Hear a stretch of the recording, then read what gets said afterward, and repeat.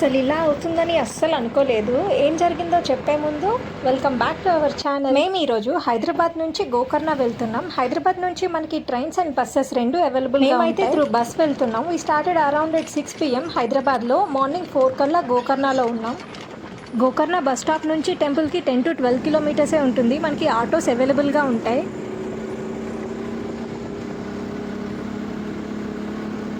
ఇక్కడ మనకి ర్యాపిడో, ఊబర్ లాంటివి ఏం పనిచేయవు. ఇక్కడ విషయం ఏంటంటే మేము బస్ దిగాగా లగేజ్ అంతా బస్లోనే వదిలేసాం. బస్ ఆల్మోస్ట్ 3 కిలోమీటర్స్ వెళ్ళిపోయింది. ఇక్కడ తెలుగు వాళ్ళు దొరకడం చాలా కష్టం. మాకొచ్చిన కొంచెం హిందీతో మేనేజ్ చేస్తూ ఒక ఆటో అబ్బాయిని పట్టుకొని బస్ని చేసి మా లగేజ్ అయితే తీసుకున్నాం. ఫైనల్ అకామిడేషన్ అండ్ పూజ విషయానికి వస్తే మేము అన్ని కూడా ప్రీ బుకింగ్ చేసుకున్నాము.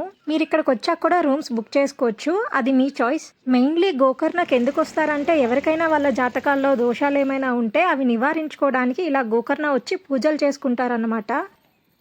అండ్ ఈ పూజ ప్రైస్ విషయానికి వస్తే 10,000 నుండి 3 lakhs వరకు కూడా డిఫరెంట్ ప్యాకేజెస్ ఉంటాయి. పూజ కోసం మీరు ఇంటి నుంచి ఏం తీసుకురావక్కర్లేదు, మొత్తం వాళ్ళే మనకి ప్రొవైడ్ చేస్తారు.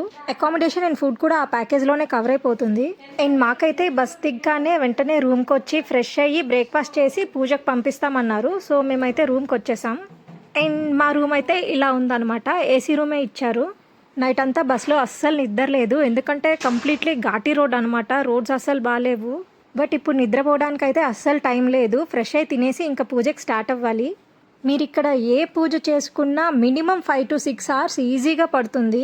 మార్నింగ్ 9కి స్టార్ట్ చేస్తారు, మీకు అంతా కంప్లీట్ అయ్యేసరికి 3 to 4 అయితే అవుతుంది. ఇంకా మోస్ట్ ఇంపార్టెంట్, మీకు ఎంటైర్ గోకర్ణలో ఏ టెంపుల్కి వెళ్ళినా అబ్బాయిలకి జీన్స్ నాట్ అలౌడ్. ఇంకా షర్ట్ అండ్ బనియన్ కూడా వేసుకోకూడదు, పంచ మాత్రమే కట్టుకోవాలి. అండ్ అమ్మాయిలు వచ్చేసరికి యాజ్ యూజువల్గా ట్రెడిషనల్ వేర్. ఏంటి వాష్రూమ్ కూడా చూపించాలా అంటే, నాలా కొంతమందికి వాష్రూమ్ ఫోబియా అయితే ఉంటుంది. నాకేమో కానీ ఏ రూమ్కి వెళ్ళినా నాకు వాష్రూమ్ బాగుంటేనే ఉండాలనిపిస్తుంది. సో నాలాంటి వాళ్ళకి ఎవరికైనా యూజ్ అవుతుందని నేను చూపిస్తున్నా. మేము చేజింగిల్ చేసుకొని రూమ్కి వచ్చేసరికి 6:30 అయిపోయింది. మేము 8 కల్లా ఇక్కడ నుంచి లెఫ్ట్ అవ్వాలన్నమాట. సో త్వరగా ఫ్రెష్ అయ్యి రావాలి. ఫ్రెష్ అయ్యి వచ్చాక వాళ్ళు మనకి బ్రేక్ఫాస్ట్ ప్రొవైడ్ చేస్తారు. ఇంకా బ్రేక్ఫాస్ట్ అయిపోయాక పూజ ఎక్కడైతే చేస్తారో అక్కడికి వాళ్ళే మనకి ఆటోలో పంపిస్తారు. ఆటో చార్జ్ ఒక 70 రూపీస్ ఉంటుంది. నేనైతే శారీ వేసుకుంటున్నా, ఎందుకంటే చెప్పా కదా ఓన్లీ ట్రెడిషనల్ వేరే వేసుకోవాలి. That churidars and saris. Mostly శారీయే ప్రిఫర్ చేయండి. ఎందుకు అంటే నేనైతే ఎవరిని ఇక్కడ చుడిదార్లో అయితే చూడలేదు, అందరు కూడా శారీస్లోనే వచ్చారు. మరి శారీలోనే రావాలా ఏంటన్నది నాకు కూడా ఎగ్జాక్ట్గా ఐడియా లేదు. అండ్ అమౌంట్ విషయానికి వస్తే మీరు కనుక ప్రీ బుకింగ్ చేసుకున్నట్టయితే అడ్వాన్స్ టైంలో ఒక 1 or 2K తీసుకుంటారు. మీరు వన్స్ రూమ్కి రీచ్ అయ్యాక రిమైనింగ్ పేమెంట్ మొత్తం పే చేయాలన్నమాట. అండ్ మనకి పేమెంట్ స్లిప్ ఇస్తారు. ఆ స్లిప్ తీసుకొని పూజ చేసే దగ్గరికి వెళ్తే వాళ్ళు మనకి పూజ స్టార్ట్ చేస్తారు. నేను ఈ వీడియో చేయడానికి మెయిన్ రీజన్ ఏంటంటే, మేము స్టార్ట్ అయ్యే 2 days ముందు నుంచి కూడా యూట్యూబ్లో చాలా వీడియోస్ చూస్తున్నాం, బట్ మాకు ఎక్కడ కంప్లీట్ ఇన్ఫర్మేషన్ అయితే దొరకట్లేదు. అండ్ దొరికిన కొన్ని వీడియోస్ కూడా 1 or 2 years బ్యాక్ అప్లోడ్ చేసినవి. సో అప్పటికి ఇప్పటికీ చాలా వేరియేషన్ అయితే ఉంటుంది కదా. సో నాలా ఎవరైనా ఫస్ట్ టైం వెళ్ళే వాళ్ళు ఉంటే వాళ్ళకి హెల్ప్ అవుతుంది కదా అని నేను ఈ వీడియో అయితే అప్లోడ్ చేస్తున్నా. అండ్ ఇంకొక విషయం ఏంటంటే, ఇక్కడ మనకి తెలుగు వాళ్ళు దొరకడం చాలా రేర్. హిందీ వస్తే మేనేజ్ చేయొచ్చు, లేకపోతే లాంగ్వేజ్ ప్రాబ్లం అవుతుంది.